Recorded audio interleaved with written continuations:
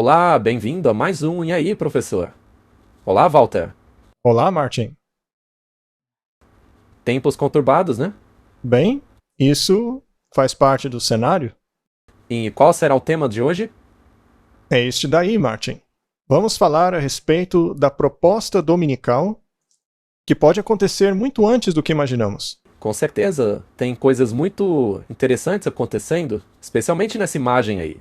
Bem, se analisarmos a imagem, veremos o relógio do Apocalipse chegando à meia-noite. Temos ali a mudança climática. Vejamos para onde isso vai nos levar. Parece que o programa de hoje promete, hein? Deixa eu corrigir uma coisa, Martin. Essa chamada crise climática. E parece que as mudanças na legislação estão mais próximas do que imaginamos. Vamos começar com uma oração. Querido Pai, te agradecemos mais uma vez por estarmos aqui. Pedimos, por favor, a tua iluminação e o Espírito Santo sobre nós, para que possamos entregar a mensagem para os nossos queridos ouvintes. Em nome de Jesus, amém. Amém? Então, Martin, o que é a proposta dominical, hein? Mas antes de começarmos com a proposta dominical, vamos dar uma olhada no conceito da verdade presente. O que é a verdade presente? E por que existe alguma coisa chamada assim? 2 Pedro capítulo 1, verso 12 diz assim: Portanto, eu não cometerei a negligência de deixar de vos lembrar dessas coisas, apesar de vocês já a saberem, para que se estabeleçam na verdade presente. A verdade presente não é uma nova verdade, mas sim o desenrolar de uma antiga verdade.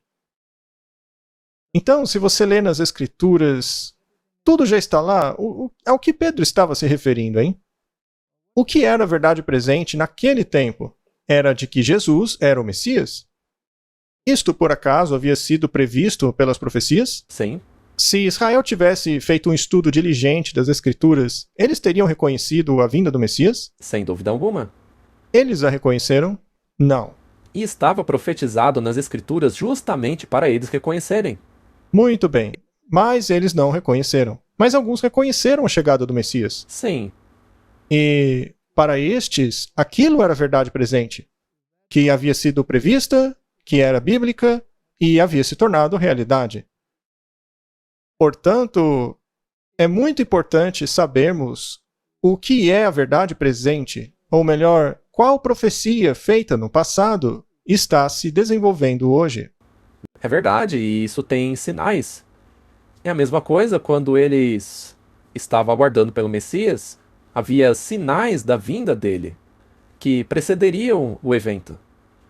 Mas e se a verdade estiver soterrada por lama e entulho e acabar sendo coberta? Ora, isso não a faz deixar de ser verdade. Mas quando ela for desenterrada, e obviamente o diabo não quer que ela seja desenterrada, será que ele pode cobri-la de lixo de novo? É claro que sim. Então, digamos, por exemplo, a justificação pela fé.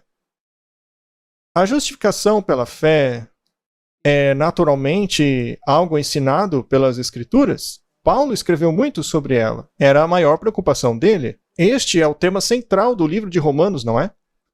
O relacionamento entre a lei e a graça, como falamos já no outro dia. Isso é verdade. E quando o mundo vem e joga um monte de lixo em cima dela e a soterra, o diabo espera que ela fique lá mesmo, soterrada pelo entulho. Mas aí nasce no mundo um Martinho Lutero da vida e começa a cavar aquela verdade. O mundo não tinha problema com ele até ele descobrir a verdade presente. Portanto, a doutrina da justificação pela fé na época de Lutero era a verdade presente para o tempo dele, apesar de que, como já falamos, é algo que nunca deixou de ser verdade, mas que teve que ser resgatada no tempo de Lutero. E ela levou a um racha entre o protestantismo e o catolicismo.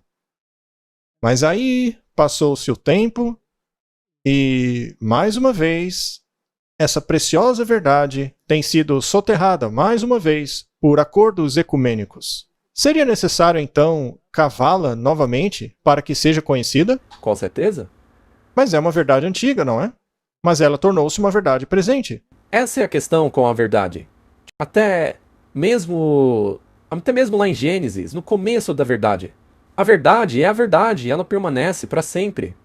Ela nunca envelhece. Ela nunca deixa de valer. Agora, digamos o sábado. Seria o sábado uma verdade presente? Certamente, mas tem sido uma verdade já há muito tempo. Algumas pessoas acham que o sábado é uma doutrina de 2.600 anos. Mas a verdade é que é desde a criação, não é? Então ela tem 6.000 anos, mais ou menos. Com uma margem de erro de alguns meses. Então existem muitas preciosas verdades na palavra de Deus. Vamos ler um pedaço do Espírito de Profecia? Mas é a verdade presente que o rebanho precisa agora. De novo, não se trata de uma verdade nova, mas de uma verdade antiga no tempo presente. É necessário lavá-la, tirar-lhe a sujeira para que o ouro apareça. É uma verdade antiga, mas que deve ser exaltada agora, no presente. Eu vi o perigo de os mensageiros acabarem se desviando de pontos importantes da verdade presente para demorarem-se em assuntos que não são calculados para unir o rebanho e santificar a alma. Satanás se valerá de cada possível vantagem para ferir a causa de Deus. Se você está falando a cristãos, você precisa gastar um tempão explicando que Jesus é o Salvador? Não. Eles já deviam saber disso. Exato. Será que a gente tem que falar o tempo todo para os cristãos que Deus é amor? Não. Não, eles já deviam saber disso. É muito gostoso ouvir que Jesus nos ama, eu sei. Afinal, a Bíblia é clara a respeito disso. Pois é, leia a Bíblia. E aí você vai internalizar isso e vai ficar cada vez mais versado naquele assunto. Temos que ter um relacionamento com Deus. Então você tem um relacionamento com Jesus e você sabe que ele se preocupa com você e que te ama, que ele quer perdoar você. Mas existe uma condição chamada de arrependimento. Ok? Agora, se o arrependimento não é mais necessário, então se pode fazer qualquer coisa. Nesse caso, o arrependimento não se torna verdade presente? Porque o mundo já esqueceu dessa doutrina também. Muitos nunca ouviram.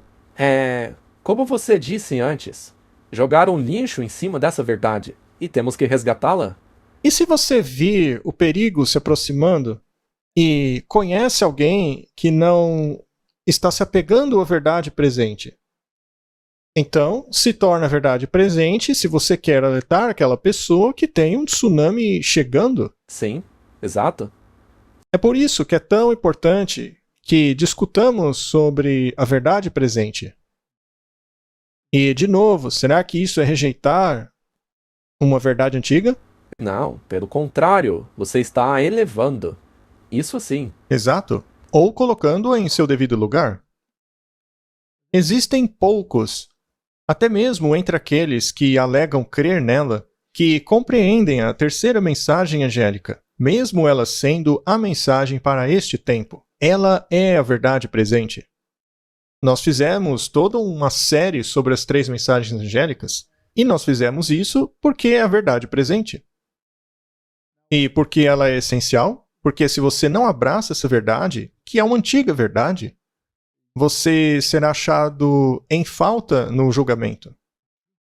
Sendo assim, não é uma questão de amor apresentar a verdade presente? Ou será que o amor é deixar as pessoas sem saber dessa mensagem? É claro que não. Se você se preocupa com alguém, você vai proclamar essa verdade. Então a trombeta da verdade presente deve ser soada. Isso não vai naturalmente irritar aqueles que a soterraram? Muito. Muito mesmo. Quão poucos levam essa mensagem adiante, apresentando-a em seu verdadeiro poder? Muitos a apresentam de maneira fraca. O fechamento da obra da terceira mensagem angélica será agraciado com poder que enviará os raios do sol da justiça a todos os becos da vida, e decisões serão feitas por Deus como o supremo governador. Esta lei será vista como a regra de seu governo. Martin, diga se não é verdade. Não é um fato que as igrejas têm negado a lei e a colocada na lata de lixo da história? Sim, a lei e todos os outros requerimentos de Deus, as igrejas pegam tudo isso e cobrem de entulho. Por acaso uma pessoa que ame a lei de Deus pode ser enganada? Não, Não é a Bíblia que diz a tua lei é a verdade? Por acaso a lei tornou-se mentira de repente? não, claro que não. Mas se esta lei foi soterrada por um monte de entulho, você não tem que resgatá-la, limpá-la e apresentá-la como verdade presente? Exatamente. Ela não é parte da terceira mensagem angélica? Muito bem. Então, Martin, a verdade presente deve ser pregada, porque a salvação depende dela. O que não significa que não acreditemos nas outras verdades, porque sem as outras verdades, a verdade não é a verdade. Existem vários elementos da verdade. A mensagem do Evangelho para este tempo está compreendida na terceira mensagem angélica, uma vez que esta abarca a primeira e segunda mensagens angélicas, que devem ser proclamadas por toda parte, uma vez que ela é a verdade presente. Muito bem. Então, a verdade presente não é apenas a terceira mensagem angélica. Isto porque esta mensagem também abarca a primeira e a segunda. Nós fizemos uma série inteira sobre isso, nós não vamos repetir esse assunto.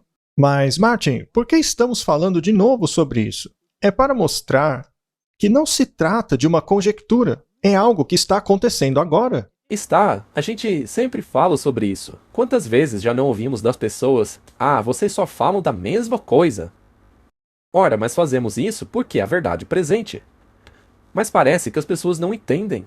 Às vezes você tem que repetir a mesma coisa até que finalmente entre na cabeça das pessoas. Ora, a mídia não faz isso com as mentiras? Satanás coloca mentiras na TV até que todo mundo acredite nelas. Ora, por que não podemos fazer a mesma coisa com a verdade? Pois é, veja essa besteira aí de mudança climática.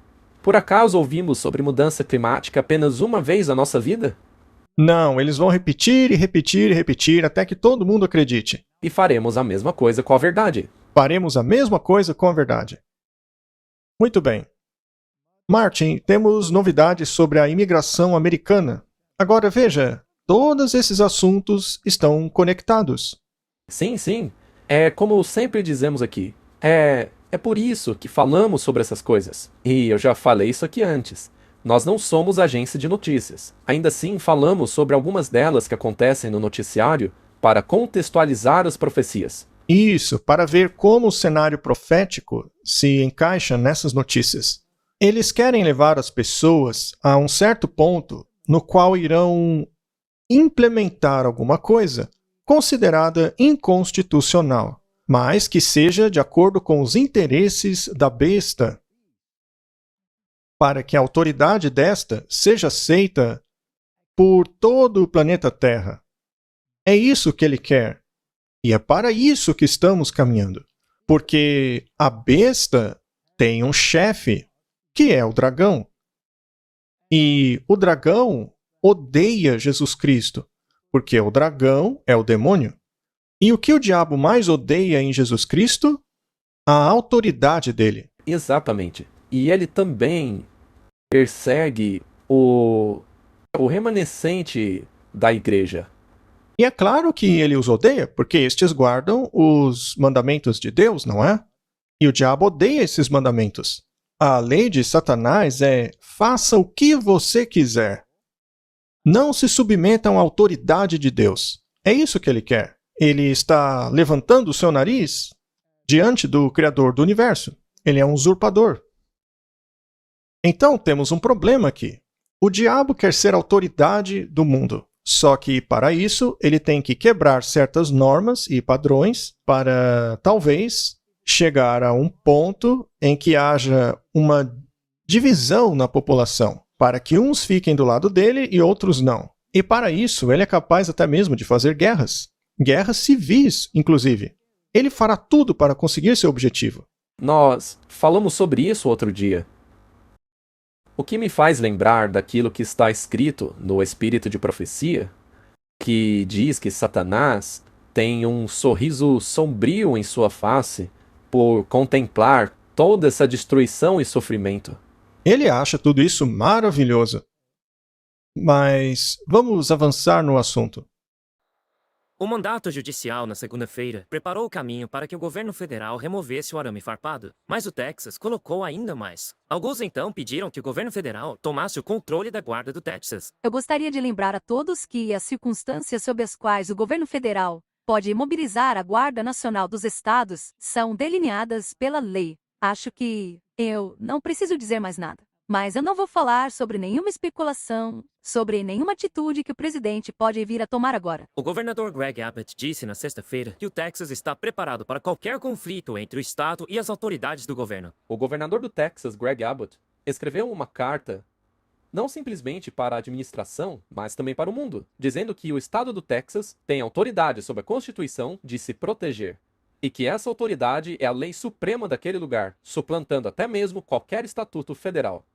E então, rapidamente, mais 25 outros estados com governadores da direita assinaram uma carta em apoio ao Texas e seu direito constitucional de se defender neste país. Entre esses estados estão Ohio, Flórida, Utah, Nevada e muitos outros. Depois disso, o governo federal respondeu ameaçando esses estados, especialmente Texas, dando um prazo de 24 horas para permitir que a polícia de fronteira reabrisse a fronteira e removesse o arame farpado. Obviamente, há um conflito aí. O que acontece agora? Você consegue imaginar um cenário no qual você coloca funcionários públicos do estado armados ao invés da Guarda Nacional do Texas? Nós temos sim funcionários públicos armados ali na fronteira, neste exato minuto em que falamos. É o Departamento de Segurança Pública do Texas, assim como outros oficiais, e também a Guarda Nacional de outros estados. E você pode ter certeza de que haverá mais guardas nacionais de outros estados e mais policiais armados vindos de outros estados. Nós fomos invadidos. Nós exigimos apoio do presidente para proteger o nosso estado. E eles se recusaram a fazê-lo por 8 vezes. Eu então decidi declarar que o meu estado está sendo invadido debaixo do artigo 1, seção 10 da Constituição, para assegurar que o Texas seja capaz de utilizar cada ferramenta de nosso arsenal para defender o nosso estado. Dos vários estados de direita que apoiaram a sua carta, quantos você acha que enviariam suas guardas nacionais para ajudá-lo? Eu ficaria desapontado se a maioria ou todos eles não nos ajudassem. Eles sabem que essa é uma luta pelo futuro da América. Eu creio que todos os estados estarão unidos até dezembro. Eu também acredito, no entanto, que isso tudo chegará a um fim no dia 20 de janeiro do próximo ano. Porque eu acredito que o presidente que será eleito colocará em prática as leis de imigração que existem em nosso país, e não apenas no Texas. Nossa nação precisa disso. Portanto, Martin, este é um assunto paralelo que está acontecendo, não é? Sim, sim. É como se algo estivesse cozinhando. Isso está levando a um lugar. Aí estão pessoas e, eventualmente, estados inteiros que estão ficando desiludidos com a direção que o governo federal está tomando. Agora, será que é apenas uma questão de fronteiras? Ou, na verdade, se trata de um confronto entre esquerda e direita? Exato. Também não é uma questão que tem a ver com a divisão entre igreja e Estado? Sim, Não é uma questão de declínio moral? claro. Muito bem. Portanto, basicamente, este é um dos assuntos que foi permitido, digamos assim, que ficasse popular. Pois é, eles estão utilizando esse assunto Exatamente. para trazer também outros assuntos à tona que já estão sendo agitados em outros estados também. Você acha que a intenção deles não é varrer a agenda liberal do mapa e implementar uma agenda mais conservadora? Não apenas para o bem do povo, mas para o bem da moralidade, de se voltar a algo que tenha mais raiz espiritual, digamos assim? Sim, sem dúvida. Esse é o discurso deles. É voltar às raízes, voltar ao espírito dos pioneiros cristãos. Muito bem, então seria esta então uma distração? De Satanás. Sim, dele. Para manter os seus olhos ocupados, de forma que, eventualmente, você escolha um lado ao invés do outro. E você o faça por estar farto daquela situação. Isso faria com que você escolhesse um lado ao invés do outro. E veja, como mencionamos antes, algumas das pessoas envolvidas nisso podem não ter consciência da agenda satânica. Eu acho que não sabem. Se não conhecem a verdade presente, elas são incapazes de entender o jogo. É por isso que este é um assunto tão importante. A verdade presente que estamos trazendo agora é aquela que eles não veem. Eles não veem ainda. Eles acham que estão fazendo isso por Deus e são sinceros em sua crença. Mas infelizmente, no futuro elas terão que fazer uma escolha. Terão que fazer uma escolha. Se você voltar na história e considerar as leis que foram criadas para lidar-se com doenças que surgiram recentemente, ao considerarmos todas as leis que ela criou, vemos que elas têm um objetivo. É a ferramenta da besta. Então, era uma distração para prover o ímpeto para introduzir coisas que serão úteis à besta num futuro próximo. É assim que funciona a verdade presente. Você tem que olhar debaixo do entulho para enxergar a agenda. Do contrário, você só vê o entulho. E esse é o problema, porque aí você se posiciona no lado errado e fica bravo com as pessoas erradas. Muito bem, então hoje existe uma crise migratória nos Estados Unidos da América e há uma outra crise também lá na Europa. E essas crises têm que ver, muitas vezes, com as mesmas questões. Agendas liberais, agendas climáticas. Veja, a agenda climática, que é uma agenda criada para chegar a um certo objetivo, que ataca a verdade presente, tem dentro de suas implicações legais e também financeiras que mexem no seu bolso. Então, se a coisa chegar num ponto que você não pode mais nem respirar, porque você está exalando CO2, torna-se uma questão de vida ou morte. Só falta eles colocarem um medidor de carbono na sua boca para medir a sua respiração, para que você respire só um determinado número de vezes. Digamos, por exemplo, e vamos falar sobre isso logo, mas, por exemplo, eles querem que você seja totalmente dependente deles. E eles querem utilizar algo como ferramenta para deixá-lo dependente. Por exemplo, e se eles disserem: não queremos que vocês cultivem seu próprio alimento, porque aí você não dependerá mais de nós. Eles não diriam tal coisa. Eles simplesmente diriam que cultivar o seu próprio alimento é ruim para o resto das pessoas. Exatamente, Martin. Mas e se disserem: isso daí não tem a menor lógica? Como assim? Então eles dizem: e nós vamos ver isso logo logo. Eles dirão que o gás carbônico aumenta mais se você cultivar seu próprio repolho do que se alguém cultiva para você. E aí as pessoas dizem: ah, então tá bom. Isso é burrice, mas enfim, deixa pra lá. Vou parar por aqui. Sim, isso é verdade. Mas a coisa triste é que as pessoas aceitam isso como verdade. Pois é. Mas ainda assim não existe agitação e raiva envolvida nesse processo, seja na questão da agricultura ou na questão das fronteiras. Há agitação em toda parte. Não existe um descontentamento com o estado atual de coisas, com a maneira como o governo lida com certas questões. Claro, isso não seria uma estratégia para forçar alguma outra coisa? Sim, é a ordem a partir do caos. Ordo ab cao.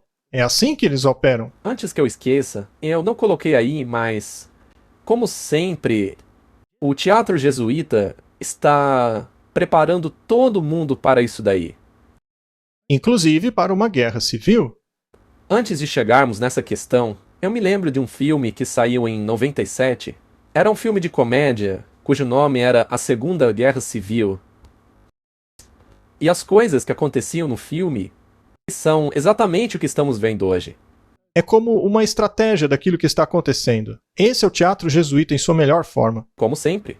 Toda hora que tem algo desse tipo acontecendo, você vê que a mídia já tinha preparado aquele assunto. É verdade. Então, qualquer revolução na história, desde a Reforma Protestante, Qualquer uma daquelas revoluções, se você pesquisar bem, você verá os jesuítas por trás.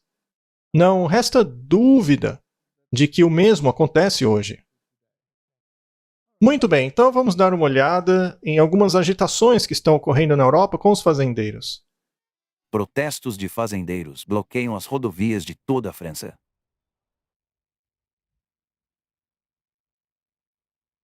Bloqueio na cidade de Paris por tempo indeterminado.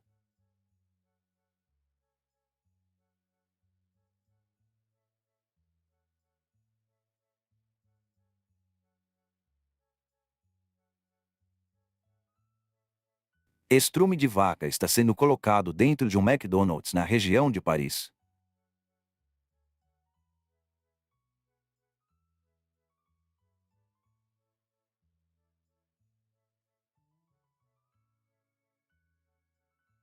Mais estrume.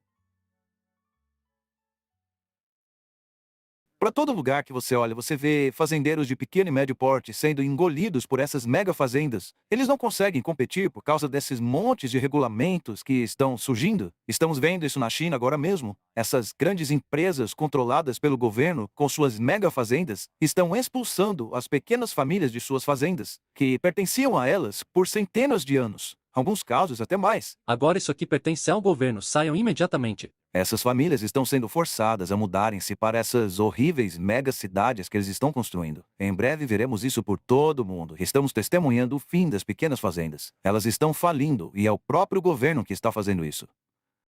Isso está acontecendo pelo mundo todo, Martin. Não é apenas na França ou na Holanda que você vê essas agitações.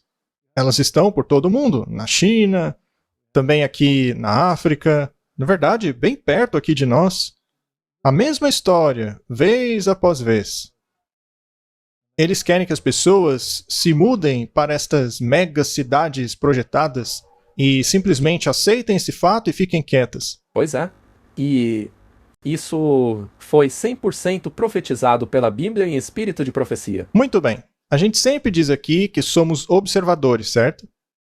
O que não significa que não temos opinião, mas somos observadores. Nós apenas não nos envolvemos na guerra, exceto, é claro, com relação ao papel de alertar as pessoas sobre as profecias. Mas essas coisas não nos irritam também? Claro. É claro que irritam. Sim, porque não fazem o menor sentido. Não tem lógica nenhuma nisso. Se o governo diz para você, não plante alface, e você pergunta, por que eu não posso plantar alface? É porque a sua alface produz mais gás carbônico que a minha alface. Ora, isso é ridículo. De onde você tira argumentos tão idiotas assim? Sim, eu já disse isso muitas vezes aqui. É como na época dos lockdowns. Naquela época, você não podia ir para as lojas a menos que fosse para comprar itens de necessidade. Bem, eu fui a uma loja para comprar sementes. Mas não, tinha uma placa em frente à loja dizendo que esse item não era essencial. Eu não podia comprar. Você não podia comprar grãos. Eles não eram essenciais. Mas eu queria dizer a eles que, para mim, é essencial, porque eu não como todo esse lixo que vocês põem no supermercado. Pois é. E é claro que isso vai irritar as pessoas. Mas esse nem é o ponto. A questão é que você tem sim que ficar bravo, para que assim as coisas caminhem para onde eles querem que caminhem. A sua raiva o levará a ser enganado novamente. Sim, porque quando aparece um político ou um governo falando na linguagem que eu quero ouvir, eu vou apoiá-lo rapidinho. As pessoas adoram um político que fale a linguagem delas. Você vai ter então que escolher entre o diabo e o abismo. E no fim as pessoas vão acabar dizendo, me dê o diabo, porque ele sabe do que eu preciso. É exatamente isso. Muito bem, então vamos dar uma olhada em um estudo que foi realizado e colocado em um vídeo do YouTube, no qual falam a respeito da liberação de carbono por parte de alimentos produzidos em casa. Temos aí um estudo que sugere que as hortas domésticas emitem 6 vezes mais carbono do que o método de produção convencional. Os pesquisadores estão afirmando que hortas domésticas, como esta que você está vendo aí na tela, causam mais mal para o planeta Terra do que a agricultura convencional. Isso me preocupa, porque quando vemos esses globalistas ditando para nós o que causa mais ou menos emissão de carbono, acaba sendo sinal do que vai acontecer. A palavra ecocídio está se tornando cada vez mais conhecida por todo o mundo. O conceito, geralmente, é a destruição da natureza. Mas, legalmente falando, o objetivo da nossa organização e de nossos colaboradores é que isto seja reconhecido como um crime muito sério.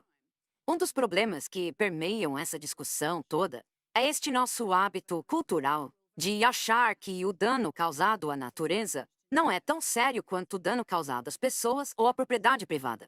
E, veja, nós sabemos que assassinato em massa, tortura, essas coisas são crimes sérios. Mas não há um equivalente a isso no espaço ambiental. Então, diferentemente de um crime internacional como genocídio, que envolve uma intenção específica, no ecocídio, nós vemos que a intenção das pessoas que estão danificando a natureza é ganhar dinheiro, é plantar, é pescar, assim como as outras coisas que produzem energia para nós. Mas o que está faltando é a consciência com relação aos efeitos colaterais de tudo isso, ao resultado que essas coisas trazem. E depois veio uma outra moça dizendo que a agricultura é um grande problema. Nós temos que nos habituar com comida feita pela inteligência artificial. Nós já estamos fazendo isso. Nós temos produtos que podem, por meio da biologia, substituir ou melhorar os produtos naturais. O que é ótimo, porque a mudança climática está dificultando a produção de alimentos naturais. Outra coisa que podemos fazer com a inteligência artificial é ampliar o nosso leque de soluções. Por exemplo, se amamos o gosto ou cheiro da baunilha, será que não podemos criar uma coisa que seja nova para o mundo e que se pareça com ela? A inteligência artificial nos ajuda com isso. Sozinho, o ser humano jamais seria capaz disso. Então, é nisso que estamos trabalhando. Estamos analisando milhões de dados de receptores biológicos para compreendermos como funciona o gosto e o cheiro. Isso irá nos permitir oferecer aos consumidores novas soluções que sejam sustentáveis, que é o que todo mundo quer. Martin, diga a verdade para mim agora. O que elas disseram não te irrita muito? Estou tentando me controlar. Eu também, Martin. Bem, eu tenho pesquisado na mídia para ver como as pessoas estão respondendo a esse tipo de argumento. Mas eu não posso mostrar aqui porque tem muitos palavrões. É um xingamento atrás do outro. As pessoas estão extremamente iradas com essas coisas. Mas o problema é que elas não veem que isso é parte de um plano. Elas não entendem. Elas veem apenas superficialmente. Essa questão climática aí, de acordo com as pessoas, é algo tão idiota que elas não suportam mais. Não dá nem vontade de começar a conversar sobre isso. É porque não tem lógica. Mas não é para ser lógico. Ora, eles não dependem de comida? Sim, eles dependem de comida. Mas, como vimos, somente a comida produzida pela inteligência artificial é que presta agora. E uma delas teve a pachorra de dizer que a agricultura é um crime, que cultivar alimentos deve ser considerado crime. E é claro que eu entendo por que as pessoas acham isso daí uma estupidez tão grande que é até difícil aceitar que tenha sido proferido por um ser humano. Mas aquela pobre mulher não é um produto de toda essa doutrinação? Sim, ela é. Se você vive na bolha deles, imerso todo dia nessa mentalidade, eventualmente você começa a se convencer de que essa grande mentira é uma verdade. Com certeza. É assim com mudança climática. Mas vamos deixar claro mais uma vez. Essa divisão aí não é a questão que importa. Sim, nós temos que reiterar isso, porque aí as pessoas virão dizendo que eles não vão conseguir isso daí. Tá, tudo bem. Mas qual é a alternativa? Qual é a outra opção? Quando você vê uma onda gigante de pura idiotice vindo para cima de você, quando vê que essa onda de estupidez é tão grande, mas tão grande, que vai submergir a todos, você tem que construir uma represa. Sim, uma represa. Uma barreira. E o que as pessoas não entendem, e é o que estamos tentando falar aqui, é que a solução desta onda de idiotice vai parecer boa, parecerá a melhor solução, mas na verdade é o objetivo do dragão. Exato. As pessoas vão rejeitar uma coisa para pegar-se a outra. E essa outra diz que essa gente é estúpida por causa disso, disso e daquilo. Mas será que essa solução aqui também não vai incluir coisas que podem nos levar à destruição? Mas fomos tão preparados a aceitá-la que não conseguiremos enxergar isso? É assim que funciona a dialética hegeliana. É uma estratégia. Exato, e é uma estratégia de Satanás. Todos devem se lembrar disso. Devemos tomar cuidado para não comprar discursos. Bem, o novo governante da Holanda parece que está flertando com aspectos religiosos também. É como a gente sempre diz, não dá para separar essas coisas da religião. Muito bem. Nós vamos mostrar algo que certamente será ofensivo para algumas pessoas. Mas, de novo, o que queremos mostrar é que eles têm um objetivo. Nós estamos trazendo de antemão o caminho para onde a agenda deles quer levar. E o que está por trás dessa agenda? Imagine duas religiões: o cristianismo e o Islã. O Islã tem muito que ver com coisas que se pode e não se pode fazer. As leis contra aquilo que não se pode fazer são bastante duras, especialmente em lugares em que impera a lei islâmica absoluta. Nesses lugares, se você rouba algo, você perde a mão. E você sabe, essa mentalidade, já no mundo cristão, essa mentalidade não existe. Então, existe essa animosidade se desenvolvendo com relação a diferentes religiões, assim como também na direção do antagonismo que acompanha essas religiões. Com certeza, a questão Israel e Gaza é parte desse cenário. Mas tem algo que esse homem diz que será muito importante no futuro. Então vamos dar uma olhada. É necessário reconhecer que o Islã é uma ideologia influente que alimenta o terror e o ódio e, como resultado, é incompatível com os valores da Holanda. Número 2. Fechar as nossas fronteiras imediatamente para aqueles que buscam asilo em nosso país que vêm de países islâmicos. Precisamos sair do acordo de Schengen e reinstaurar nosso próprio controle de fronteira. 3. Começar a desmantelar instituições islâmicas como mesquitas, começando por aquelas que são financiadas por estrangeiros, incluindo aquelas que recebem fundos do exterior e estão debaixo da autoridade da Diyanet, o Ministério Turco de Assuntos Religiosos. Número 4. Prender ou deportar de nosso país qualquer pessoa que faça ameaças ou utilize violência, e, se necessário, tomar ações preventivas contra centenas de apoiadores e milhares de simpatizantes do movimento jihadista na Holanda. E, número 5, exigir que todas as escolas e agências de notícia exibam desenhos de Mohammed. Não para provocar, mas para demonstrar que nós não nos curvamos diante de ameaças e de violência e que nós temos orgulho da nossa liberdade. Finalmente, mando um recado a todos os muçulmanos que moram na Holanda que não respeitam a nossa liberdade, nossa democracia e nossos valores. Aqueles que consideram que as leis do Alcorão são mais importantes que as nossas leis seculares, e existem muitas delas, 700 mil, de acordo com um estudo feito pelo professor Koopmans, minha mensagem para esses muçulmanos é: caiam fora. Vão para algum país islâmico. Nesses países, vocês podem desfrutar de suas leis islâmicas, mas não aqui. Este não é o país de vocês, é nosso. O discurso dele foi bem interessante, não é?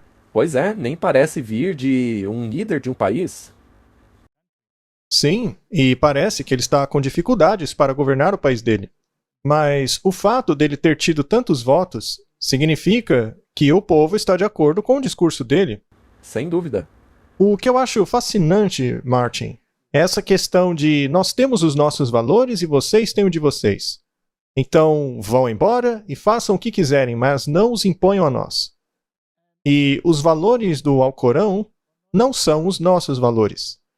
E se o Alcorão diz alguma coisa contrária às nossas leis seculares, então, segundo ele, caiam fora.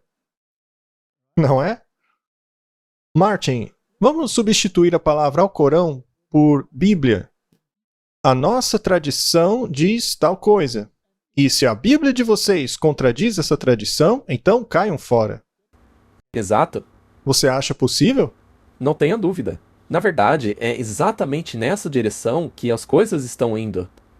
É o que diz a Bíblia e o espírito de profecia. No futuro, as pessoas vão dizer que se você não está aderindo às nossas leis por estarem querendo obedecer à Bíblia, caiam fora. E por que os valores deles são diferentes dos outros valores? Porque eles se baseiam em um sistema cristão. O problema é que o sistema cristão foi totalmente tomado por tradições. E as tradições cobrem a verdade. Ou seja, a verdade presente precisa mais uma vez vir à tona. E se você prega a verdade presente e esta contradiz com a tradição e os valores da sociedade, você está fazendo o mesmo papel que o Islã. E eu não estou defendendo o Islã. Não, eu sei, mas é o que vai acontecer. É isso que eu quis dizer quando mais cedo eu mencionei que estariam fazendo um favor a Deus. Elas pensarão assim. Mas isso não será a verdade presente. Será uma verdade encoberta. Então vamos sair antes que aconteça. Basicamente, é a notícia antes da notícia. Sim, para depois a gente dizer que nós avisamos. Muito bem, Martin. Se você quer escolher um lado específico, então você tem que fazer com que o seu povo se una a respeito dessa questão. Elas têm que ter uma mente. E o outro lado fará todo o possível para impedir, certo? Veja, o caso da Kari Lake é muito interessante, pois eles até mesmo tentaram suborná-la para ficar de fora da competição, para poder colocar a sua pessoa no lugar dela, mesmo dentro do Partido Republicano. E é claro que isso causou grande agitação, o que fará com que as pessoas decidam ou por um lado ou pelo outro. Então existe uma agenda para conduzir as pessoas a uma mentalidade específica. E alguém como a Kari Lake, que diz, eu não serei intimidada, bem, isso é algo que as pessoas admiram, não é verdade? E adivinhe só, de que lado ela está? Do lado do Trump. Então vamos ver para onde isso vai. Toda essa manipulação é impressionante. E provavelmente a gente nunca vai saber, mas também pode ser uma agenda. Pode haver uma agenda. Vamos dar uma olhada. Mas veja, Martin, uma propaganda negativa é a melhor propaganda que você pode ter. Eu experimentei isso na minha própria vida. Quando a liderança disse para os membros, não vão nas palestras daquele homem, ele é do diabo. Adivinha o que aconteceu? Estavam cheias. Então eu sou muito grato por todos aqueles líderes terem me criticado em público. Eles realmente me ajudaram muito. Que o mesmo acontece aqui também. Acontece o tempo todo. Quanto mais eles detonam com o Trump, mais parece que ele ressurge. O que vocês vão ouvir agora é o presidente do partido de direita do Arizona, Jeff DeWitt, conversando com Kari Lake a respeito de alguém do Oriente querer que ela desista, oferecendo a ela uma grande quantia de dinheiro para isso, tentando avaliar qual seria o preço dela, para que ela caísse fora e alguém pudesse substituí-la. Mas quem? Alguém que pode ser controlada? Alguém de esquerda? Alguém que finge estar lá por alguma coisa? Até mesmo o DeWitt parece admitir que isso é coisa séria. Afinal, quem estaria interessado nisso? Isso é coisa lá do Oriente. São pessoas muito poderosas que querem que você fique de fora. Tá, eu sei disso. Eles estão dispostos a te dar muito dinheiro. Mas, enfim, essa nossa conversa nunca aconteceu, tá? Se você não quiser, tudo bem, é a sua escolha. Mas não vai contar pra ninguém. Eles vão tentar me matar, não é? Muito bem, Martin, vamos olhar isso a partir do ponto de vista da manipulação do pensamento. Ao colocar algo desse tipo no ar para que todos vejam, você não acha que as pessoas se decidirão ainda mais firmemente por um lado ao invés do outro? Sim, com certeza. E algo desse tipo, no caso do Trump, não lhe faria mais bem do que mal? Com toda certeza. Que melhor maneira há para tornar famoso o nome de alguém do que colocá-lo em 10 processos? Pois é, com certeza. Fizeram alguma coisa para acabar com ele? Talvez em alguns círculos, mas de maneira geral, esta situação está tornando muito mais popular. Veja, a questão é que apenas esse fato o torna um tipo de herói. Faz com que as pessoas o respeitem ainda mais. Até mesmo pessoas do lado democrata estão dizendo: parece que ele não faz parte do establishment. Parece que ele é um lobo solitário. Vamos deixar claro mais uma vez. Para nós isso não importa. Sabemos que é tudo parte do jogo. O que realmente interessa é o que vem junto com o pacote ideológico do próximo presidente que estará no poder. Será que a igreja e o Estado se unirão? Com certeza. É claro que sim. É o coração de toda coisa. E se a esquerda ganhar, isso seria um problema? Para o outro lado, sim. Para manter os dois separados? Sim. Muito bem, Martin. Vamos avançar na conversa, mas agora na direção das questões morais. Naturalmente, tudo o que dissemos até agora também tem uma aplicação moral ou uma implicação moral. Vamos dar uma olhada na moralidade e de como ela é importante para as pessoas neste mundo. Quão importante seria para as pessoas deste mundo que a questão moral também fosse abordada? Bem, o Elon Musk tem esse tal de Neuralink. Ele está implantando chips no cérebro das pessoas. Vamos ver qual é a discussão a respeito deste assunto. Elon Musk. Algumas horas atrás, ele colocou um post no Twitter, o atual X, dizendo o seguinte: o primeiro humano recebeu um implante do Neuralink ontem e se recupera bem. Os primeiros resultados são promissores, pois o organismo detectou o aparelho. Ele diz que o primeiro produto é chamado telepatia, pois permite você controlar seu celular ou computador apenas pelo pensamento. E através dele, você pode controlar outros aparelhos. Se funcionar, vai ser algo muito bom, especialmente para as pessoas com alguma forma de paralisia, pois podem se beneficiar muito com uma tecnologia dessas. Musk diz que essas pessoas debilitadas receberão primeiro o aparelho. Ele disse o seguinte: imagine se o Steve Hawking pudesse se comunicar mais rápido do que um rápido digitador. Esse é o objetivo.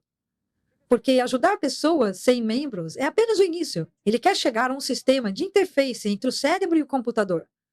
Imagine dirigir um carro apenas com o seu pensamento, ou jogar videogames com a sua mente, ou acessar todas as informações da internet através do seu cérebro. Agora, imagine um hacker entrando no seu cérebro, lendo seus pensamentos, controlando seus membros robóticos. É um prospecto aterrador. E com certeza alguém vai conseguir fazer isso. Então temos que tomar cuidado. Muito bem, isso pode ser algo positivo, mas também muito negativo. Você acha que há pessoas neste mundo que adorariam hackear seu cérebro? Claro. Você acha que há um poder neste mundo que gostaria de reprogramar seu cérebro? Sim, e ele está trabalhando de várias maneiras para conseguir isso. Muito bem. Existe um poder neste mundo que gostaria de moldar os pensamentos religiosos? Sim. Pode-se ver isso na propaganda? Muito bem. O Neuralink do Elon Musk levanta algumas questões sobre como será o futuro moral dos seres humanos. Como será o futuro moral dos seres humanos, Martin? Elon Musk acabou de anunciar que o Neuralink, uma interface entre cérebro e computador, foi implantada pela primeira vez num cérebro humano. Os futuros seres humanos podem estar em relação a nós como nós estamos em relação aos cachorros hoje em dia. Eles serão capazes de apreciar melhor as nuances morais que nos escapam hoje por causa da nossa inferioridade cognitiva. Coisas que, devido à nossa condição atual, somos incapazes de compreender. Mas aqui está a questão. Nada disso nos tornaria mais morais. Mais QI, mais memória, ou a maior apreciação de preocupações morais. Nada disso. E a razão é simples. Meramente compreender a moralidade não faz de você moralmente melhor. Martin, o mundo está caminhando para direções muito estranhas. Eu não acho que dá para negar isso, não é? A inteligência artificial pode ser moral? Não. Ela pode ser programada para ter um pensamento moral de acordo com uma programação. Então, ela pode ter uma moralidade que está sujeita àquilo que a tradição diz a ela ser moral. Sim, sim. Então, a inteligência artificial pode tomar decisões morais segundo o conceito de certas pessoas. Mas foi assim que Deus fez conosco, ele nos programou. Na verdade, é o oposto. Essa não seria a beleza de Deus? Com certeza. Sabe, eu sempre fico maravilhado com o pensamento de que Deus estava preparado para morrer pelo fato de ter te dado liberdade de escolha. Na verdade, a mentalidade de Deus é totalmente oposta a qualquer mentalidade do mundo aí fora, dessas pessoas que amam controlar os outros. Pois é, ele morreu para nos dar a liberdade de escolher, até mesmo se queremos odiá-lo ou não. Muito bem. Agora, isto significa que Deus não tem um compasso moral daquilo que é certo e errado? É claro que ele tem esse compasso. E o que ele quer é que você chegue à conclusão de que este é o caminho correto a seguir. Mas ele te dá a escolha para fazer isso. E essa escolha é um pouco complicada, porque se você escolhe contra isso, significa que você, por escolha própria, não quer fazer parte do universo que ele criou. Mas a gente falou sobre isso antes.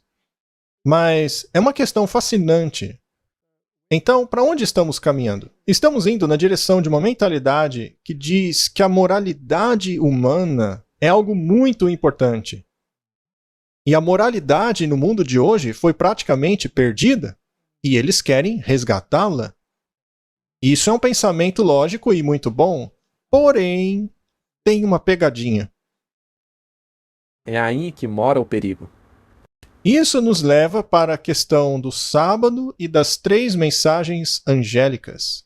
Especificamente, a terceira mensagem, no contexto da primeira e da segunda, que eventualmente culminará no alto clamor e no anjo de Apocalipse 18. Martin, esses artigos são super recentes. São de 2024, eles não são antigos. Eles não são de anos atrás. Então, toda essa questão, esse debate sobre o dia de descanso está se tornando importante. Tanto é que está se tornando uma questão moral. Temos aí um artigo da revista Café, que fala a respeito do sábado para este ano em diante. Veja, não estamos falando que vai acontecer esse ano, tá? Não, mas... Eles estão sugerindo. E a coisa está ganhando impulso. Vamos lá. Vamos ver o que o artigo diz.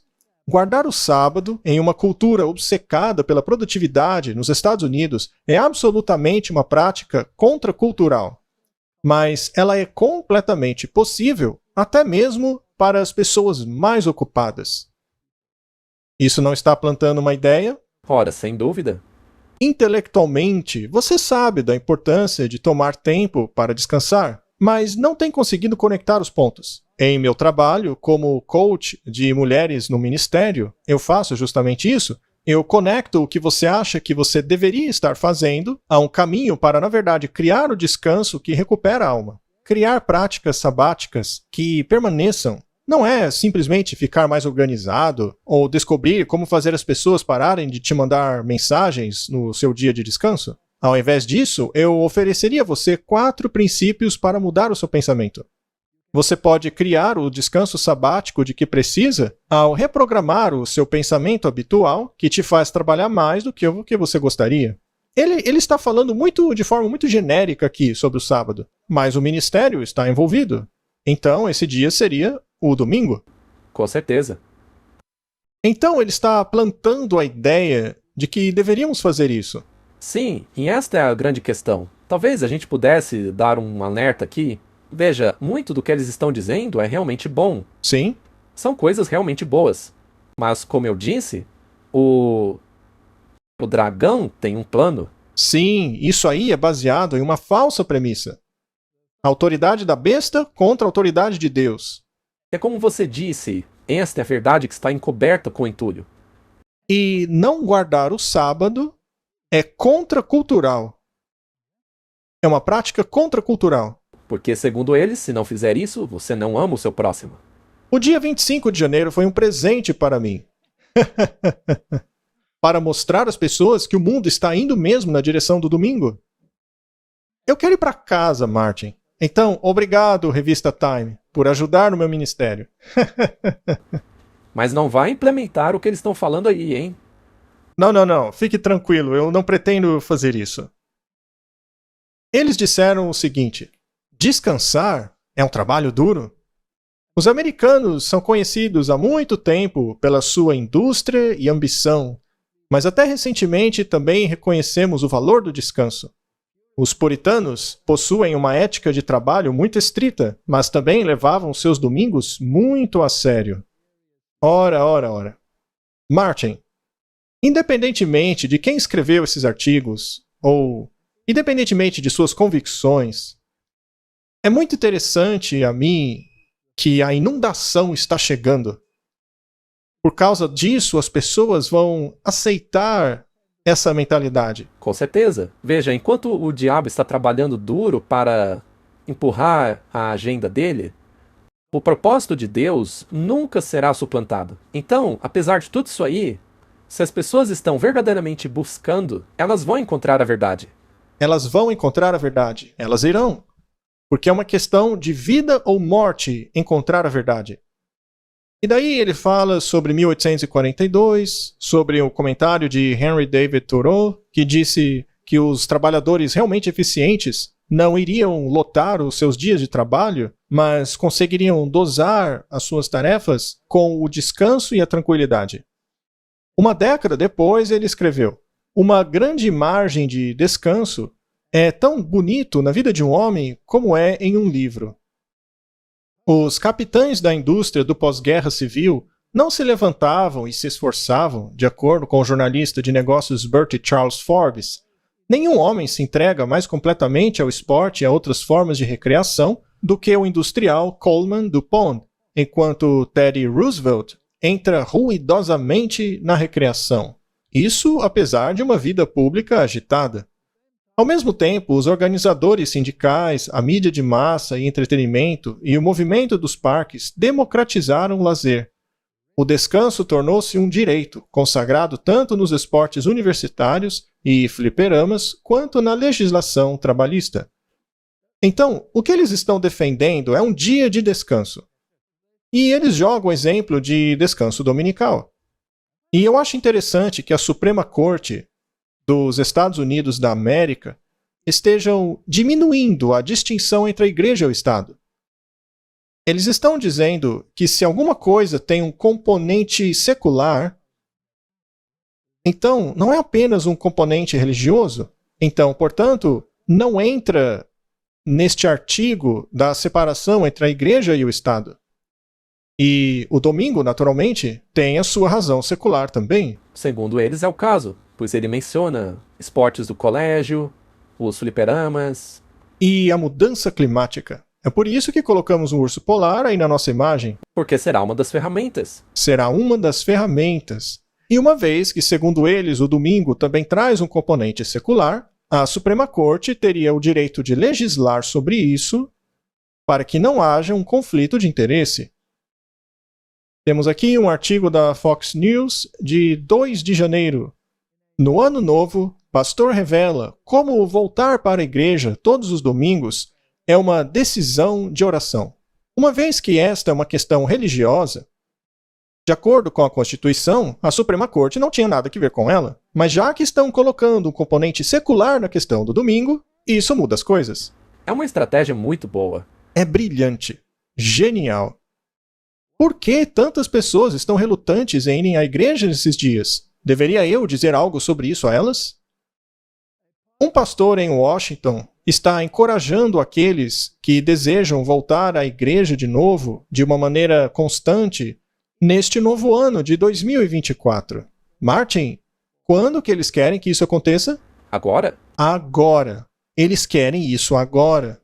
Ou que tenham amigos e membros da família nesta situação. Pessoas que talvez mantiveram distância por causa da pandemia do Covid, ou até mesmo antes disso. Nesta época do ano, disse o pastor Jesse Bradley de Auburn, Washington, as pessoas estão especialmente apreciativas e receptivas a frequentarem a igreja junto com outras.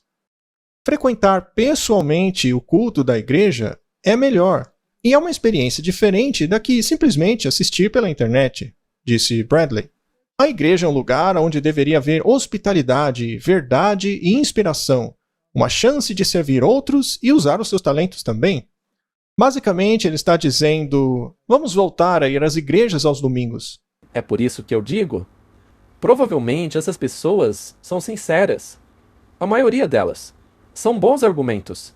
E será que ele está de algum lado na política? Oh, é claro, é a Fox News. A Fox News é de direita. Então, seria interesse da direita vender esta ideia aí? Claro. Afinal, os evangélicos não são um componente essencial para barrar a onda da estupidez da esquerda? Sim. Muito bem. Vejamos agora mais um elemento que eles estão acrescentando à questão. É um artigo da Washington Post de 3 de janeiro deste ano, 2024. Martin, por que esses artigos estão saindo todos agora, no mesmo mês? No começo de 2024. Não me entenda mal, não estamos marcando data. Não estamos dizendo que algo vai acontecer em 2024. Não. Só é curioso que vários lugares diferentes estejam falando da mesma coisa. A Fox News, a Time, todos eles. Por volta do pôr do sol de toda sexta-feira, eu desligo o meu laptop. Por 24 horas, meu trabalho está feito. Sem e-mails, sem notícias. Esse daí tá guardando o verdadeiro sábado. Sexta-feira à noite, ele desliga tudo. Essa dicotomia é algo surpreendente para mim. Ainda assim, ele acaba indo pro domingo. Automático. Pois é, Projeto 2025? O Projeto 2025 diz que será no domingo, o dia oficial. Não no início, necessariamente. Pois é, no começo ainda tem aquela exceção lá. Sem mídias sociais. Se tem a ver com trabalho, vai esperar. Por milênios, as religiões têm considerado esse descanso ritualístico como uma necessidade espiritual. O clero atualmente está dizendo que essa prática, seja em um contexto secular ou religioso, pode ajudar a redirecionar as sociedades do mundo para longe de uma catastrófica mudança climática. E lá vamos nós. Aí está a razão secular do porquê o domingo tem que ser legislado. Martin, isso é incrível. Tudo em um único mês. Existe um plano por trás disso. E, aliás, todos os noticiários pertencem a certos indivíduos. E esses indivíduos não são controlados? Eu vou te fazer uma outra pergunta. Se a gente escrevesse um artigo, será que iam publicar? Eu duvido que eles iriam. Talvez no futuro, a fim de nos condenar. Ah, sim. Só assim mesmo. Muito bem. Já mostramos aqui muitas vezes que as várias agências de notícias de todo o mundo repetem as mesmas palavras. É como se fosse um script, um roteiro. Será que também vão sugerir o mesmo dia de descanso? E Martin, essa é a nova palavra da vez. Um dia de descanso sincronizado. Um dia de descanso apenas não vale. Tem que ser sincronizado. Porque aí a família toda pode se unir e isso é bom para ela. E esta é a conotação religiosa, porque aí a família pode ir para a igreja. Mas se faz bem para a família, aí é uma razão secular. E eles juntam toda essa questão da família junto com o clima. A gente não tem que ler todo o artigo. Não, é só interessante que ele está reiterando aquilo que nós dizemos aqui. Que a guarda do domingo é apoiada pela Laudato Si. Talvez você possa ler só essa parte. Muito bem, vamos lá. É interessante que ele diz que o sábado é o dia no qual aprendemos a arte de transcender a civilização. O Papa Francisco falou muito sobre essa mesma questão na sua encíclica de 2015, Laudato Si. Uma encíclica que se preocupa com o mundo natural. Não descansar não é ruim apenas para a alma, disse ele, mas também para a terra. Que estratégia brilhante, mas muito enganosa. É uma estratégia baseada na mentira. Martin, à luz de todos esses artigos que estão saindo agora, vindo dessas agências de notícias muito preeminentes, você não acha que seria apropriado para a Igreja Católica dar a sua opinião sobre essa questão também? Com toda certeza. Eles reclamam o domingo para si mesmos. É claro que eles têm algo a dizer sobre isso. Muito bem. É interessante que em 30 de janeiro de 2024, a Agência de Notícias Católicas lançou este artigo, O Sábado ou o Dia do Senhor? Reavivando assim uma antiga discussão. E, naturalmente, apresentando argumentos muito capengas que podem ser facilmente rechaçados apenas lendo a Bíblia. Vamos dar uma lida no artigo. Recentemente recebemos um livreto de 80 páginas intitulado O que está por trás da Nova Ordem Mundial. Ele admite ser uma coleção de textos do livro A América Sobreviverá, que foi publicado originalmente 100 anos atrás, debaixo do título O Grande Conflito. Martin, será que a questão da adoração aos domingos se tornará preeminente? Bem, você pode ver que já está sendo. E a posição da Igreja Adventista do sétimo dia será colocada em oposição à visão do mundo? O que você acha? Completamente. E a agitação que o espírito de profecia causa traz à tona quem é a marca da besta e qual é a sua marca. Tudo isso será trazido à tona. Nós estamos vendo. Exato. Eles mesmos estão falando do grande conflito. Livro este que todas as pessoas do planeta deveriam ler. Este livro foi escrito por Ellen White, fundadora da Igreja Adventista do Sétimo Dia. Ora, Martin. Por acaso essa denominação entrará em evidência? Sem dúvida. E ficará sozinha. E falando contra quem? Contra a besta. Contra o catolicismo romano. E não é só a gente que fala quem é a besta. As pessoas devem se lembrar que todo mundo protestante, antes dessa era moderna que vivemos, acreditava que o sistema católico romano era a besta. E esta é uma conclusão absolutamente bíblica. Esse livro alega que a Igreja Católica está por trás da nova ordem mundial. O livreto alega que isso é verdade, já que a Igreja seria a besta de Apocalipse 17. De acordo com o livreto, uma das marcas da besta não seria observar o Shabat no dia do sábado. Vamos parar um pouquinho aí. Não é isso que o livro diz. O grande conflito deixa claro que não é como diz aí no artigo, uma das marcas da besta. Não, vamos deixar bem claro aqui. A marca da besta é o domingo. É a guarda do domingo. E a marca da besta não é não guardar o sábado no sétimo dia. Não, porque daí poderia ser qualquer outro dia. A marca da besta é o domingo. É alegado que no quarto século, a Igreja e o imperador Constantino teriam substituído o sábado pelo dia do sol, o nosso domingo hoje. Martin, os próprios documentos católicos dizem isso. Agora, é verdade que no Antigo Testamento é dito que o sétimo dia da semana é o sábado da tradição hebraica. Quer dizer que o sétimo dia é uma tradição judaica? O sábado é judaico, é isso que eles querem dizer. Mas e a semana da criação? Martin, basta olhar no dicionário e você vai ver que sábado sempre foi o sétimo dia da semana. Bem, isso se você olhar nos dicionários antigos, os bons dicionários. Nós já mostramos aqui que alguns dos modernos mudaram isso daí. É verdade, alguns dos modernos mudaram. Mas pegue a língua, por exemplo. É claro que na maioria das línguas, o Shabat é no sábado, no sétimo dia. Por exemplo, no alemão, o meio da semana se chama Mittwoch, meio da semana. Quarta-feira, Mittwoch, o meio da semana. E da mesma forma, o Shabat é o sétimo dia, o sábado. Eles realmente não têm argumentos aqui. É um argumento capenga. Como cristãos, devemos considerar isso sob a luz do Novo Testamento e os ensinamentos de Cristo. Se isto é uma marca da besta, então quase todos os cristãos do mundo levam essa marca. Vamos parar por aí. Será somente quando as pessoas coagidas pela lei e pela força escolherem a marca da besta ao invés da marca de Deus, o sinal de Deus, que é o sábado, somente aí elas receberão a marca da besta. E sim, eles falaram certo, todo mundo cristão observa o dia deles. E precisam ser advertidos disso. É para isso que servem as 3 mensagens angélicas.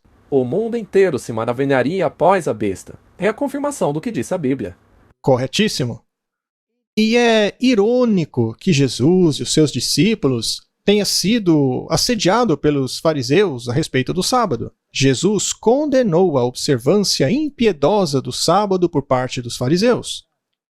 O próprio Jesus defendeu a si próprio e a seus discípulos nessa questão ao dizer: o sábado foi feito para o homem, e não o homem para o sábado. Então o Filho do Homem é Senhor até mesmo do sábado. A estupidez deste argumento é que essas pessoas querem forçar o domingo, ao mesmo tempo em que admitem que os antigos forçavam as regras sobre um dia particular.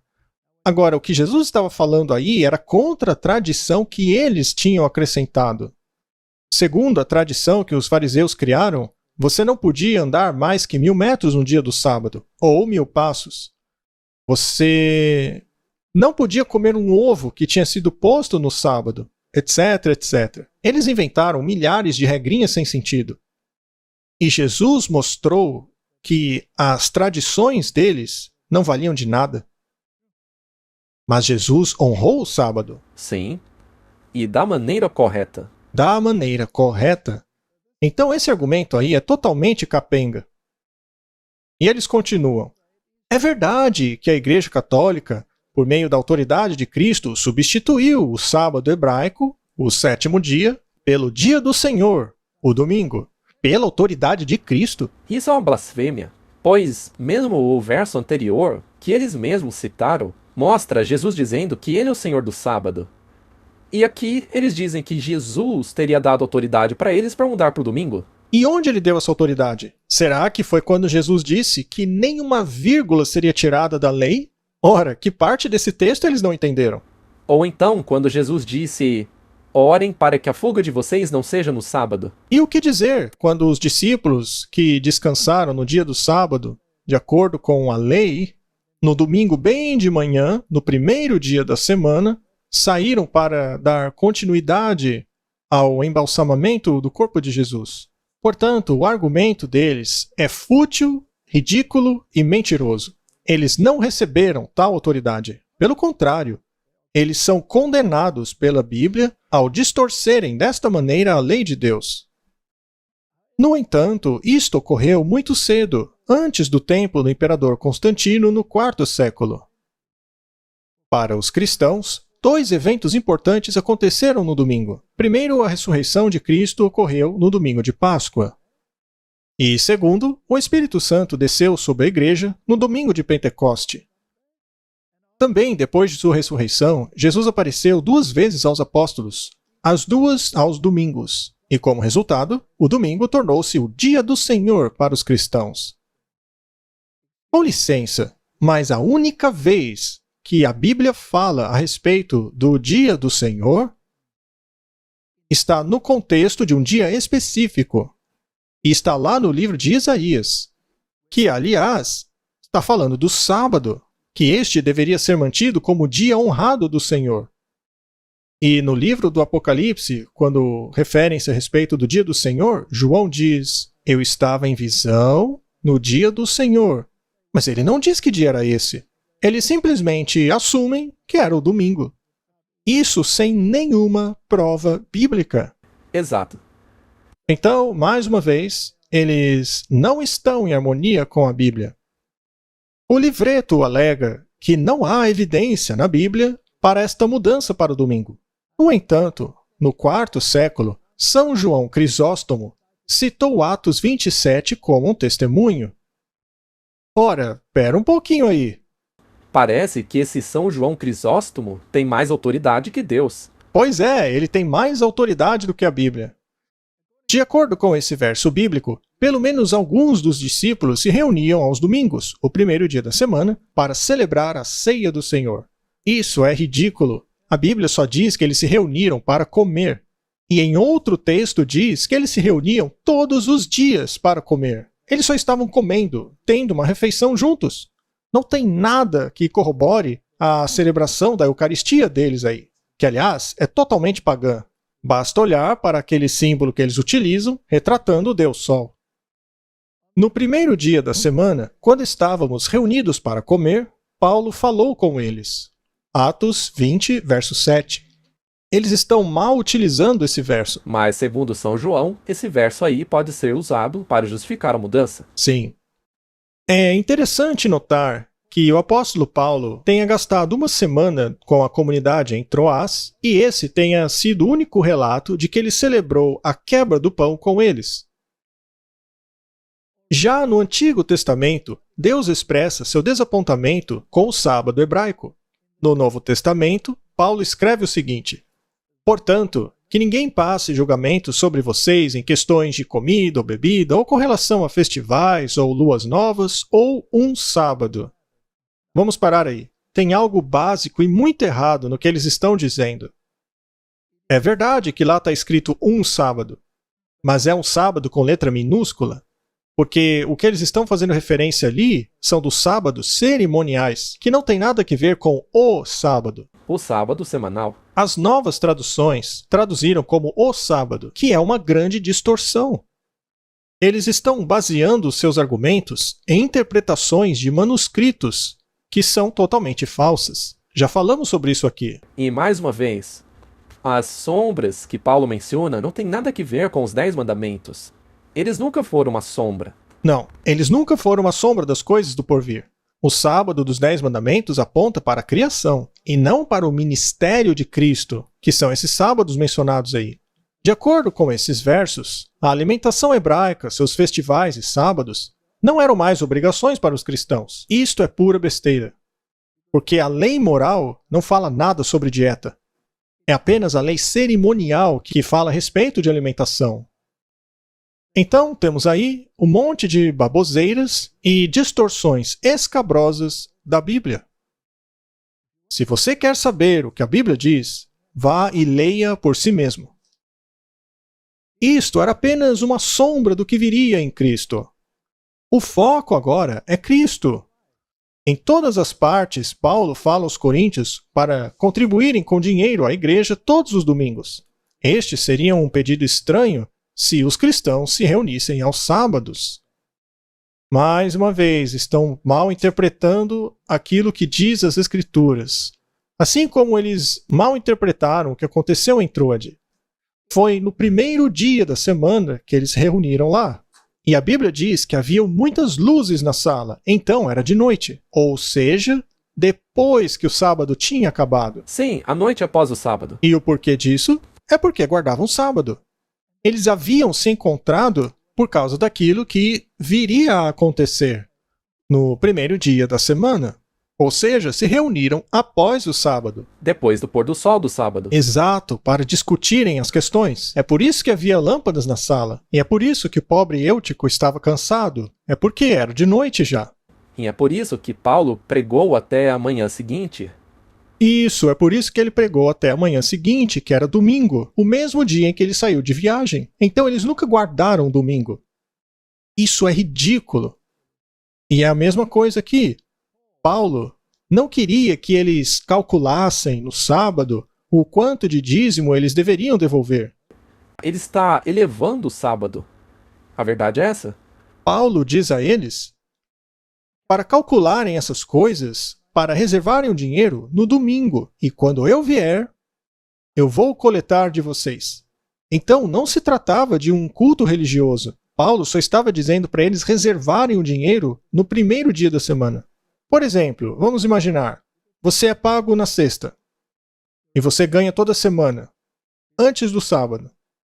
Não se preocupe em fazer cálculos e assim acabar com a santidade do dia do sábado.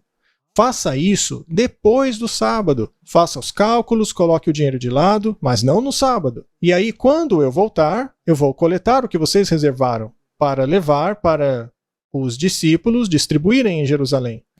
Foi assim que funcionou. Então, todos os argumentos que eles usaram são contrários ao que a Bíblia está dizendo. O ponto é, eles estão argumentando em favor do domingo? 100%, o tempo todo.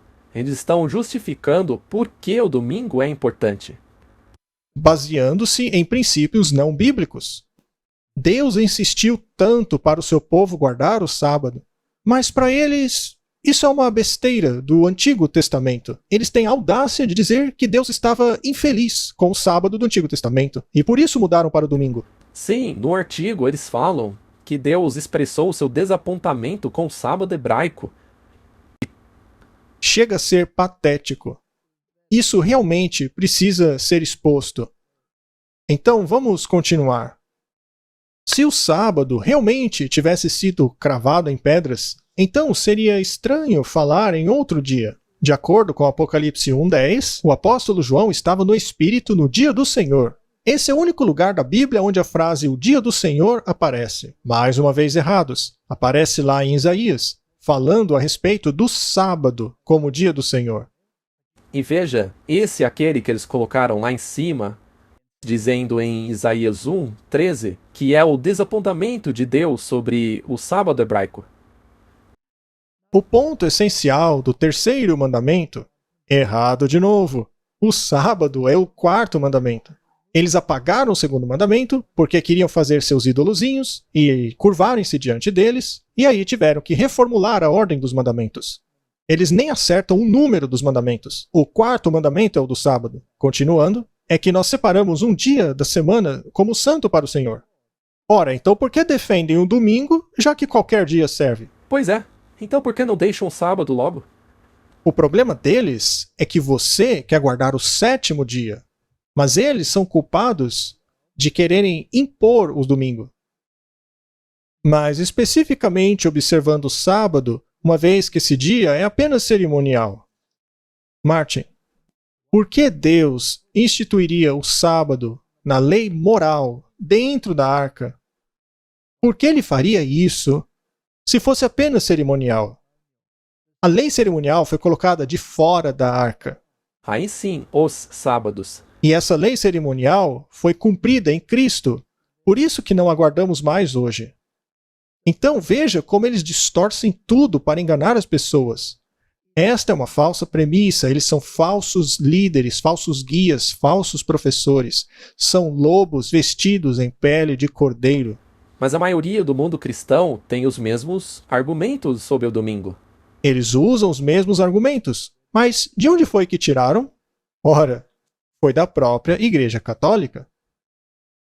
Assim como o batismo substitui a circuncisão para os cristãos, também o domingo substitui o sábado. Onde na Bíblia que diz isso? É uma tradição, isso sim. Exatamente, é uma tradição. A observância do dia do Senhor não é uma marca da besta, mas a marca de ser um cristão. É a marca da besta, sim. É uma instituição da Igreja Católica. E eles dizem descaradamente, em outros artigos, que os protestantes não têm argumento nenhum para guardarem o domingo, já que esta guarda do domingo se baseia apenas na lei católica. Os seus próprios escritos os condenam. E aqui estão eles, enganando a todo mundo com esse monte de mentiras mal feitas. Mas lembre-se, os mentirosos ficarão do lado de fora. Martin, há então essa tendência enorme de fazer as pessoas voltarem ao descanso, seja por uma razão secular ou por uma razão religiosa. Eles querem que as pessoas voltem às igrejas porque querem que a moralidade volte ao sistema. Temos mais um artigo aqui de janeiro que saiu deste ano mesmo. Ele fala a respeito do por que você deveria frequentar a igreja aos domingos pessoalmente. Segundo eles, devemos ir pessoalmente às igrejas para agitar as coisas, como se fosse o último dia. Devemos nos reunir para evangelizar os perdidos, para mostrar a glória de Deus ao universo, para declarar Cristo e equipar o seu povo. Nós queremos vocês fisicamente. Existe então uma agitação para a guarda do domingo? Existe em todos os lugares. Então parece que estamos caminhando para algo. Mais um artigo de janeiro. Não é curioso que tudo isso tenha saído em janeiro? Parece que 2024 é um ano preparatório para eles, para fazer com que as pessoas se acostumem a essa ideia. Sábado para toda a criação. O sábado tem um problema de imagem. Hoje, o sábado se relaciona a ideias muito negativas. Não faça isso, especialmente se é algo agradável. Mas como isso se difere dos planos de Deus para o sábado? Deve ser um dia de alegria, de celebração, de toda a criação. Ou seja, vamos ligar a criação ao sábado. Isso é correto?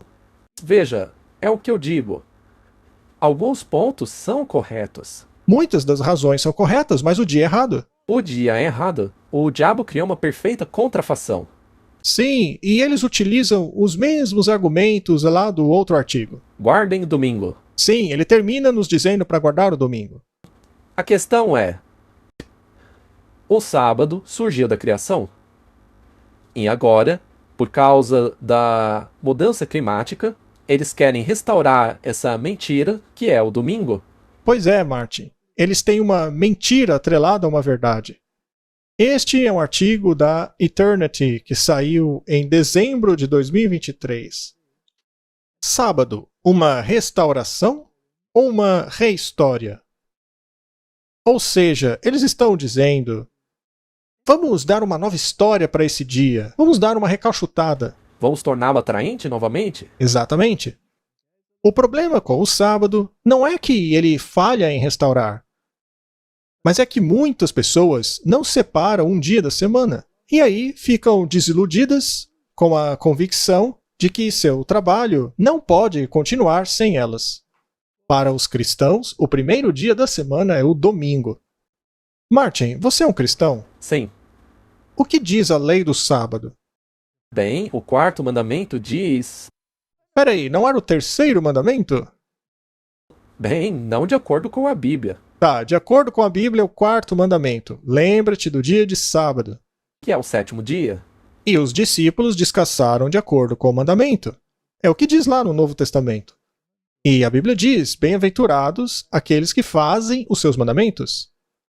E Jesus disse: eu não vim destruir a lei ou os profetas. Nenhuma vírgula seria tirada da lei até que o mundo viesse ao fim. E ele ainda alerta: qualquer um que tirar qualquer coisinha dos mandamentos está condenado. Seria o sábado o menor dos mandamentos ou o mais importante de todos? É o mais importante, porque ele mostra de onde vem a autoridade, quem está por trás da lei. É muito interessante. Pare para pensar. Veja esses argumentos aí. Nós separamos o primeiro dia da semana para descansar. Ora, essa pessoa não sabe que o domingo é o primeiro dia? Sim. Sou estranho, não? Certamente nós separaríamos o último dia para descansar, quando estamos exaustos, depois de tivermos trabalhado duro o suficiente para merecer uma folga. Mas o sábado dominical leva para uma direção diferente. Você recebe o presente de um dia antes de merecer qualquer coisa. Esse é um dia de ressurreição. Como eles conseguem distorcer as coisas? Segundo Gênesis, qual foi a razão de termos recebido o sábado? Participarmos da obra completa feita por Deus e descansarmos nele. Mas eles distorcem tudo. Eles distorcem tudo. Se você pegar a questão de descansar em Deus, isso não inclui aceitação da justificação pela fé? Claro. Para eles, você descansa do seu esforço de tentar conseguir chegar ao céu, mas isso não está correto? Nós guardamos o sábado porque o amamos, é a consequência desse amor. Isso daí é mal. É uma distorção. Mas soa tão bonitinho. Soa bonitinho, mas é embrulhado de uma certa maneira a enganar as pessoas. E veja, o problema é que isso parece tão bonito que até mesmo nós falando e dizendo que isso aí está distorcido, etc., as pessoas vão dizer que somos o inimigo, que nós estamos errados. Vocês não têm coragem de criticar essas pessoas que amam Deus? Deixe-as em paz, pare de persegui-las. Pois é. Mais um artigo, 7 de janeiro. Mais uma vez, Martin, olha a data aí. Estão todos saindo em janeiro.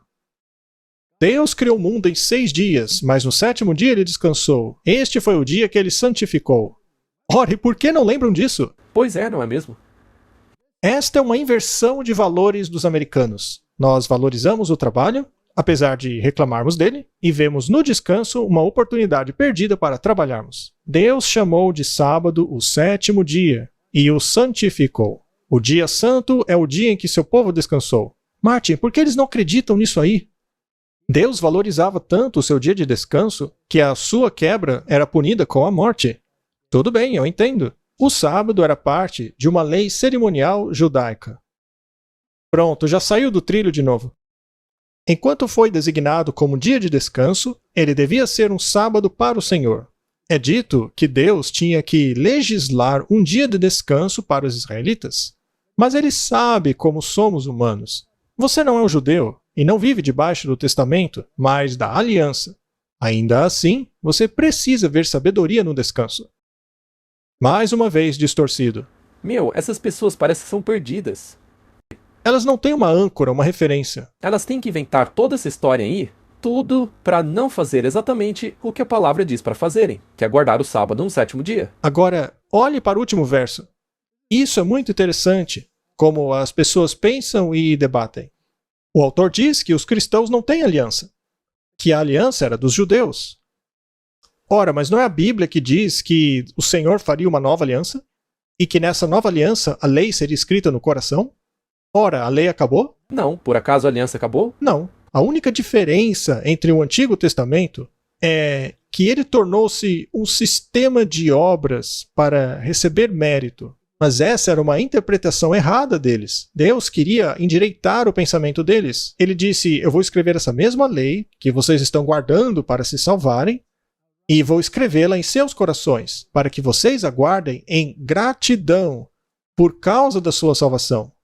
Essa é a diferença, mas eles misturam tudo. Muito bem. Martin, vamos chegar num ponto aqui. Está começando uma agitação gigantesca a respeito do domingo. Não está? Está. A pressão começou. Os argumentos estão na mesa. A Igreja Católica Romana já entrou com seu artigo sobre o domingo e apontando aos adventistas do 7º dia como os adversários de sua ideia. As cartas estão na mesa. Está diante do público. Está diante de todos.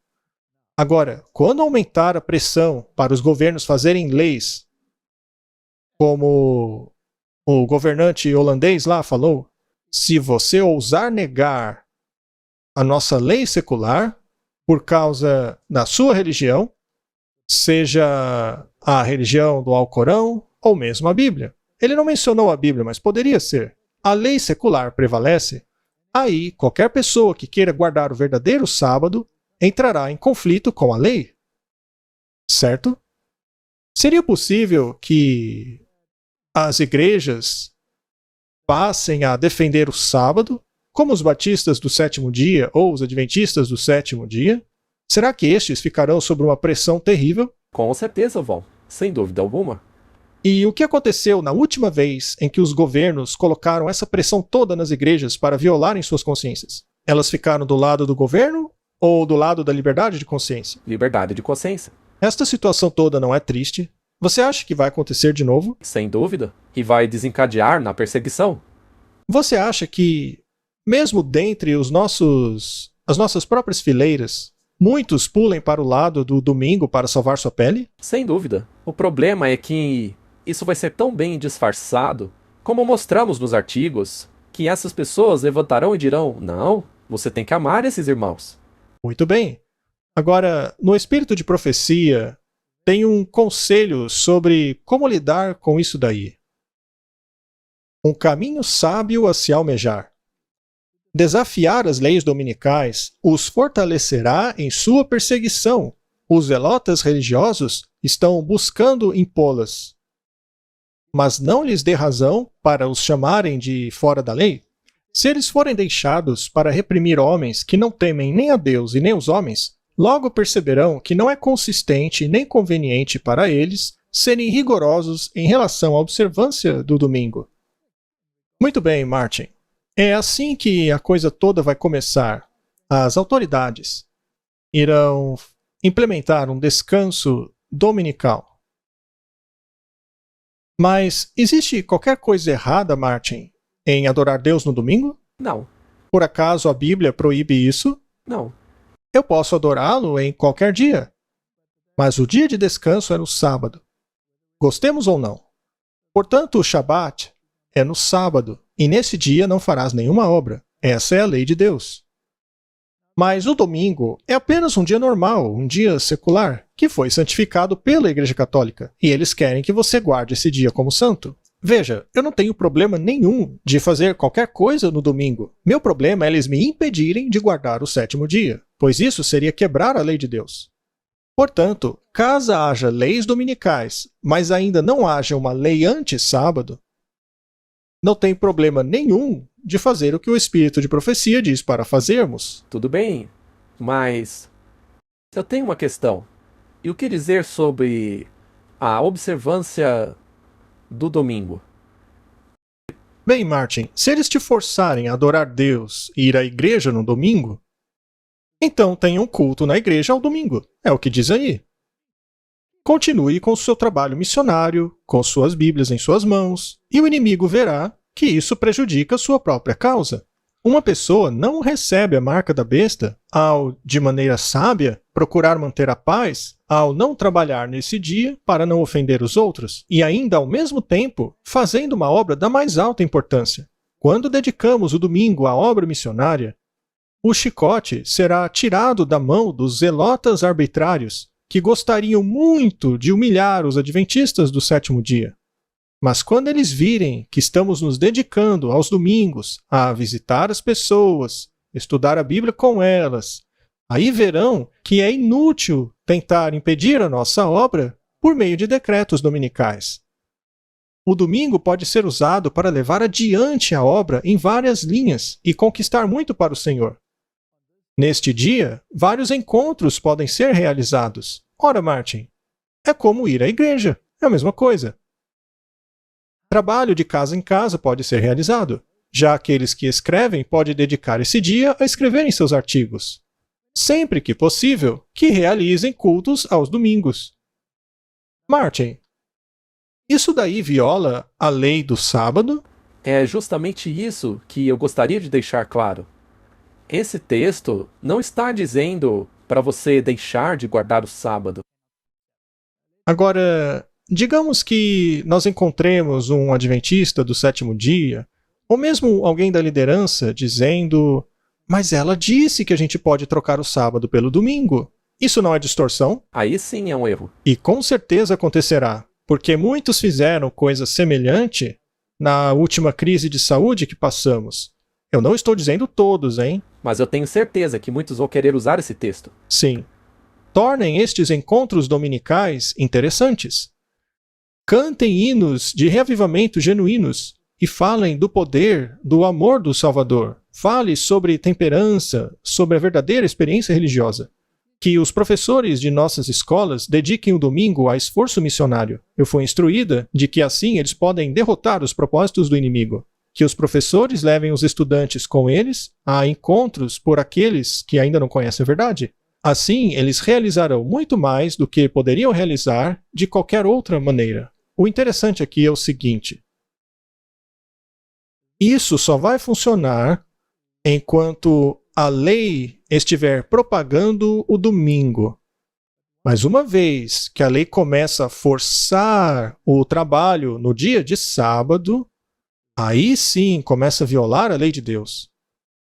Então, a nossa intenção ao apresentar esse texto é para mostrar às pessoas que não há nada de errado em fazer a obra do Senhor durante o domingo, mas definitivamente é algo errado ser forçado a não guardar o sábado no sétimo dia. Neste caso, não há adaptação. Esta citação não está nos dizendo para abandonar o sábado e trocá-lo pelo domingo. O texto não diz isso. Vamos encerrar com mais uma citação. Eu acho que é muito importante para os tempos em que vivemos. É tempo do povo de Deus trabalhar como nunca trabalhou antes, por causa do aumento da perversidade. E por causa do aumento da perversidade, eles vão querer a moralidade de volta. E uma das questões que envolve essa moralidade é o dia do descanso. Já acabamos de ver que a igreja está querendo isso. Querem que as pessoas voltem às igrejas aos domingos. O mundo secular também está chamando por isso. Eles querem um dia de descanso de trabalho. E o mundo ambiental também está querendo um dia de descanso para o planeta. Então, eles vão querer sincronizar tudo isso num grande dia feliz. E então, naturalmente, chegará a hora do conflito. Porque a lei de Deus é muito específica. Então, vamos continuar a ler. O mundo está repleto de falsidade e iniquidade. E aqueles a quem Deus tornou os depositários de sua lei e da pura religião de Jesus devem estar determinados a deixarem sua luz brilhar. Se nada fizerem para dissipar as mentes das pessoas, e através da ignorância da verdade, nossas legislaturas deverem abjurar os princípios do protestantismo e dar apoio e sustento à falácia romana, o falso sábado, Deus responsabilizará o seu povo, que teve grande luz, pela falta de diligência e fidelidade. Mas se o assunto da legislação religiosa for prudente e inteligentemente apresentado ao povo, e eles perceberem que, através da imposição do domingo, a apostasia romana seria reenactada pelo mundo cristão, e que a tirania de eras passadas seria repetida, então, aconteça o que acontecer, teremos feito o nosso dever. Martin, nós sabemos o que está chegando. A marca da besta será imposta. A Bíblia diz que, finalmente, isso levará a uma pena de morte. E aqueles que escolherem ficar ao lado dos mandamentos de Deus enfrentarão a ira do demônio, a ira da primeira besta, e a segunda besta apoiará as atividades da primeira, na figura do protestantismo apostatado no poder dos Estados Unidos. E nós teremos realizado o nosso dever se alertarmos o mundo. Então, por favor, queridos ouvintes, perceba que o mundo está se agitando, clamando por uma lei que contraria a lei de Deus.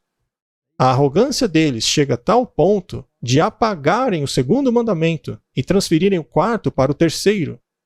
Pense sobre isso. A quem você servirá? A Bíblia diz: eles anularam a tua lei. Chegou a hora de agires, ó meu Deus. Deus irá intervir. De que lado você estará? Seja sábio. Quanto a mim e minha casa, e tenho certeza que a Ana do Martin também, nós guardaremos o sábado, o dia do Senhor. Oremos. Querido Pai, estamos indo rapidamente na direção dos eventos finais.